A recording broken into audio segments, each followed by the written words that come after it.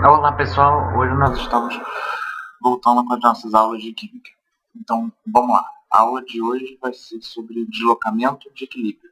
Uma continuação da última aula que foi justamente equilíbrio químico. Então vamos lá, antes da gente partir para o tema em si da nossa aula de hoje, vamos fazer uma rápida revisão da aula passada. Então, equilíbrio químico é justamente o momento a partir do qual as velocidades direta e inversa são iguais. Lembrando que a reação direta seria aquela tradicional que nós sempre vimos, que nós vimos desde o primeiro ano, seria a setinha para a direita, e a velocidade inversa seria a velocidade da reação da setinha da esquerda, ou seja, o que tradicionalmente seriam os produtos, eles estariam reagindo entre si para formar de novo os reagentes. Tá. E também nesse momento do equilíbrio, não há alterações nas concentrações, no caso do Kc, ou pressões parciais, no caso do Kp, dos reagentes e dos produtos. Show. Então isso é basicamente tudo que a gente precisa saber de equilíbrio químico. Então vamos para a aula de hoje em si. Na aula de hoje, nós iremos abordar o seguinte assunto. Vamos supor que eu tenho um sistema, uma reação, que ela aconteceu até o momento no qual se foi atingido o equilíbrio. E o equilíbrio está lá. Só que aconteceu alguma coisa que vai mexer com o equilíbrio. E a essa coisa que vai mexer o equilíbrio nós damos o nome de perturbação. E teve um cientista chamado Le Chatelier que ele estudou como que essas perturbações influenciam o equilíbrio e como o equilíbrio faz para lidar com elas. E ele anunciou que quando se exerce uma perturbação em um sistema em equilíbrio, o sistema tende a se reajustar para minimizar os efeitos dessa perturbação. Então, o que ele quer dizer? Se, por exemplo, você tem um sistema que está tudo certinho e você tirou um pedaço. Então, o sistema, como se fosse assim, eu tenho um bolo e eu comi um pedaço. Se o bolo não fosse uma coisa imóvel, que ele pudesse se reajustar, ele tentaria fechar aquela parte que eu comi do bolo. Então, só uma analogia para começar o assunto. Então, vamos lá. Existem 3 tipos de perturbação, que seria na concentração, na temperatura e na pressão. Nós vamos estudar as 3 nessa videoaula de hoje. A primeira, que é a perturbação na concentração. Vamos supor que eu tenho a reação de formação da amônia a partir de gás hidrogênio e de gás de nitrogênio, e eu quero saber o que acontece se, já estando no equilíbrio, eu retirar N2 do sistema. Percebe que se eu retirar N2 do sistema, eu estou fazendo com que o equilíbrio que tinha não exista mais. Porque eu vou ter mais, na verdade, do NH3 do que dos reagentes, passando em termos de reagentes e produto. O que eu estou fazendo tirando N2? Eu estou tirando um reagente. Então, se eu estou tirando um reagente, quer dizer que aquele equilíbrio que tinha morreu. E ele precisa ser restabelecido, não ele em si, um novo equilíbrio precisa ser restabelecido de alguma forma. E o sistema, ele mesmo vai fazer um movimento para que esse equilíbrio seja restabelecido. Percebe que eu tirei N2. Então, quando eu tiro N2, quando eu tiro um reagente, o que eu tenho na verdade? Um excesso de produto. Então, o que na verdade o sistema vai fazer? Ele vai justamente consumir o NH3 para formar de novo o N2 que eu tirei. Entendeu? Sempre que eu tiro alguma coisa, o sistema vai fazer com que eu consuma outra para restabelecer a coisa que eu perdi. Então, no caso, eu estou tirando um reagente do sistema, quer dizer que os produtos vai ocorrer uma maior taxa de reação entre os produtos para restabelecer aquela quantidade de reagente que eu tirei. Então, o que acontece se eu retirar um N2? O equilíbrio ele vai ser deslocado para a esquerda. Por quê? Porque na verdade vai ser a amônia que vai ter que trabalhar para gerar o N2 que eu tirei. Entendeu? Por isso que é para minimizar os efeitos da perturbação. Porque o que foi a perturbação? Foi justamente, eu tirei um reagente. Opa, então o equilíbrio não existe mais. Então o que eu faço? Eu preciso botar de volta esse reagente, de alguma forma, que não é aquela de chegar e acrescentar N2, mas sim fazer a amônia em si, ela vai reagir para formar N2, ela vai se decompor, no caso, para formar N2. Então o equilíbrio vai ser justamente deslocado no sentido da amônia, sendo como reagente para formar gás hidrogênio e gás nitrogênio. Agora, se eu adicionar H2, ou seja, eu estou adicionando um reagente, eu estou dando... Qual foi a perturbação? Adicionar um reagente. Qual é a solução? Agora eu tenho um excesso de reagente, então eu preciso gastar esse reagente para que os níveis fiquem todos normais. Então justamente esse equilíbrio vai se deslocar para a direita. Por quê? Porque o NH3 é como se ele ficasse uma quantidade inferior em relação aos reagentes. Então os reagentes precisam ser consumidos para formar mais amônia. E agora, se eu retirar um produto, quer dizer que agora eu estou em falta em produto. Então eu preciso que esse produto seja colocado de volta no meio reacional de alguma forma. E qual é essa forma?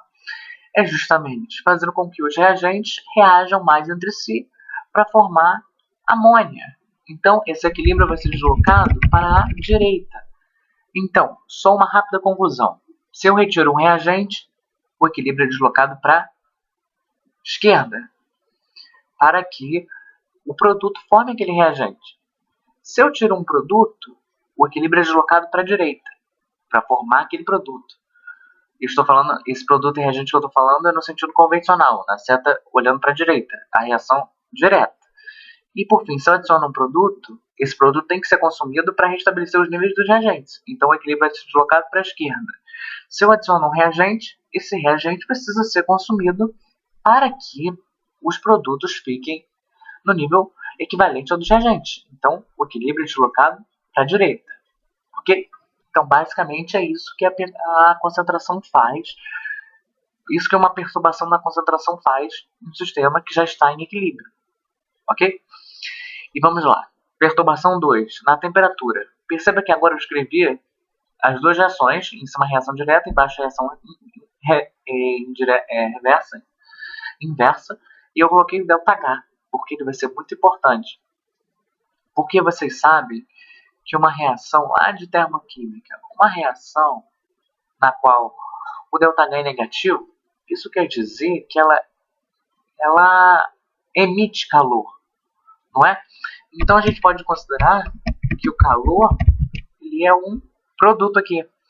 Já uma reação onde o ΔH é positivo, quer dizer que eu preciso de calor para a reação ocorrer, não é?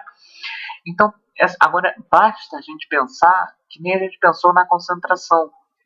Porque o que é aumentar a temperatura? É justamente dar calor para o sistema. Então percebe que quando eu dou calor para o sistema, eu estou favorecendo aqueles produtos ali. Vamos olhar para a primeira reação, 3H2 mais N2, dando NH3 mais calor. O que está acontecendo ali? Eu estou dando calor, então estou aumentando o calor, só que eu preciso que esse aumento no calor, vamos supor que o calor é um elemento que participa da reação e que tem concentração. Super hipotético, use todas as aspas que você pode imaginar, mas é para pensar para facilitar o seu raciocínio. Se o calor é um elemento da reação e eu coloco mais calor, quer dizer que eu estou adicionando um produto. Então o equilíbrio ele vai ser deslocado justamente para onde? Para a esquerda. Justamente do lado que não tem calor, porque o calor vai ser usado, entre aspas, para formar mais reagentes, mais H2 mais N2. E se eu diminuo a temperatura? O que isso quer dizer? Que eu estou tirando o calor. Se eu tiro o calor, é como se eu estivesse tirando um produto. Então o equilíbrio ele vai ser justamente deslocado para a direita. Então, essa é uma boa forma para pensar, porque você consegue correlacionar com o que você aprendeu na perturbação da concentração. Mas se você quiser pensar de uma forma diferente, ou decorar um macete, eu não sei, porque muita gente gosta de fazer isso, até eu, de certa forma, gosto. Mas aumentar a temperatura quer dizer deslocar o equilíbrio para o lado onde a reação é endotérmica. Porque eu estou justamente dando calor, então ela vai acontecer mais ela vai acontecer mais e esse calor que eu dei vai ser consumido, entre aspas. Mas então, se eu aumento a temperatura, eu favoreço a reação endotérmica, sempre aquela que tem ΔH positivo, que precisa absorver calor para acontecer. Se eu diminuo a temperatura, eu estou sempre favorecendo a reação exotérmica. Então o equilíbrio é sempre deslocado para o sentido da reação exotérmica. Ok? Então são duas formas de pensar diferentes. E você escolhe se você quer decorar ou se você quer tentar entender de uma forma um pouco, vamos dizer, um pouco mais didática. Mas vamos lá. Por fim, a última perturbação, que é na pressão. Essa é um pouco mais chata de se entender. E ela sempre é importante quando você tiver uma reação que envolva gases. Porque quando não envolve gás, a pressão não tem efeito suficiente para que desloque o equilíbrio. Por isso que eu dei justamente a mesma reação em todas as perturbações, uma reação totalmente gasosa. Então vamos lá. Eu quero que você preste bastante atenção no meu raciocínio e acompanhe. Percebe que nos reagentes eu tenho 3 mols de H2 e 1 mol de N2. Ou seja, numa condição onde eu tenho exatamente 3 mols de H2, 1 mol de N2 e 2 mols de NH3, o que eu tenho? 4 mols de reagente e 2 mols de produto. Percebe que o que é aumentar a pressão? É justamente fazer com que o volume diminua. É fazer uma compressão. Então, lembra da fórmula da molaridade? Deixa eu anotar ela aqui para você. Opa. M igual a N sobre P. Então, percebe que se P diminui, o que acontece? N aumenta. E o que é N? É justamente a concentração. Então, percebe que se eu tenho 4 mols de reagente sobre um volume específico, sobre 2 litros. Então, a molaridade, vamos dizer, dos reagentes é 2 mols por litro. E eu diminuo esse volume, eu estou aumentando muito a concentração dos reagentes e aumentando pouco a concentração do produto no caso dessa reação, porque nem sempre é 4 para 2, depende, claro, da reação que estiver em questão. Só que eu quero que você entenda que quando eu aumento a pressão, eu estou fazendo uma compressão, então eu estou diminuindo o volume em questão, porque o volume é o mesmo para os gases, já que eles estão no mesmo recipiente. Então, quando eu aumento a pressão, eu estou aumentando a concentração dos gases. Isso você já entendeu graças à fórmula de molaridade. E se eu estou aumentando a concentração, percebe que eu estou aumentando a concentração dos dois lados da reação. Tanto dos reagentes, como também dos produtos. Só que percebe que quando isso só vale, a pressão ela só influencia de fato se eu tenho um número diferente de mols nos reagentes para os produtos, como é o caso do exemplo que está no slide. Percebe que eu vou aumentar a concentração dos dois, só que como eu tenho 4 mols, eu vou aumentar mais a concentração de quem? Dos reagentes. Então, nesse caso específico dessa reação, é como se eu estivesse colocando mais H2 e mais N2. Eu também estou colocando mais NH3, mas eu estou colocando muito mais H2 e N2. Eu estou colocando mais reagente. Então, quando eu aumento a pressão, no caso específico que nós temos no slide, isso quer dizer que eu estou aumentando mais. É como se eu estivesse botando mais reagente. Eu também estou botando produto, mas eu estou colocando muito mais reagente do que produto. Então, esse reagente excessivo que eu estou colocando, ele vai ter que ser consumido, não é? Então, quando eu aumento a pressão, nesse caso, ele vai para a direita. Por quê? Porque eu estou colocando muito mais reagente do que produto, e esse excesso de reagentes ele precisa ser consumido. Lembrando lá da perturbação da concentração. Se você não está conseguindo acompanhar direitinho, volta um pouquinho o vídeo e tenta ver se você entendeu completamente a perturbação da concentração. Porque todas as outras perturbações eu estou me baseando nela.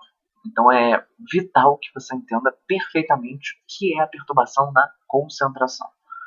Agora, se diminuirmos a pressão, percebe que diminuir a pressão é justamente fazer uma expansão do volume. Então, pensando novamente nessa fórmula, se V aumenta, concorda comigo que é inversamente proporcional, a molaridade diminui. Então, o que eu estou fazendo? Eu estou tirando reagente e também estou tirando produto, claro, porque a pressão ela vai influir em todos os membros da reação. Só que percebe que eu tenho 4 mols de um lado e 2 do outro. Então vamos supor que eu dobrei a pressão. Eu diminui a pressão na metade, minto. O que fez com que o volume dobrasse. Então, se eu tinha, vamos supor, um volume de 2, de 1, então eu tinha 4 molar de reagente e 2 molar de produto. Se esse volume vai para 2, agora eu tenho 2 molar e 2 molar de reagente e 1 molar de produto. Então percebe que eu tirei 2 dos reagentes e tirei 1 dos produtos. Então percebe que é como se eu fizesse uma retirada simultânea, só que eu tirei mais dos reagentes.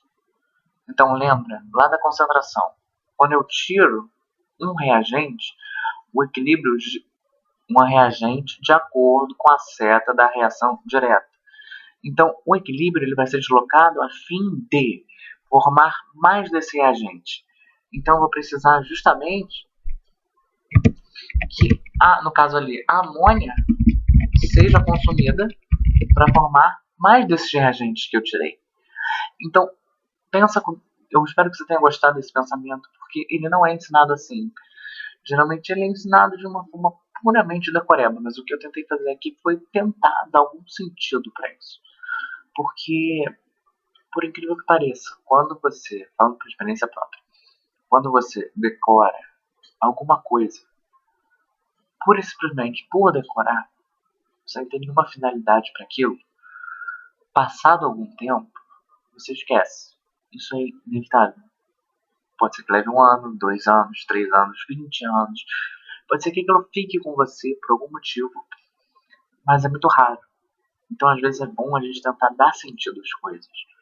Por isso que eu tentei não chegar e falar assim, se eu aumentar a pressão, vai ser deslocada para o sentido que tem menor número de mols. Se eu diminuir a pressão, vai ser deslocado para o lado que tem maior número de mols. Não, vamos rever o nosso pensamento. Eu tenho 4 mols de reagentes e 2 mols de produtos. Se eu faço um aumento na pressão, isso quer dizer que eu estou comprimindo. Comprimindo, ou seja, o volume vai diminuir.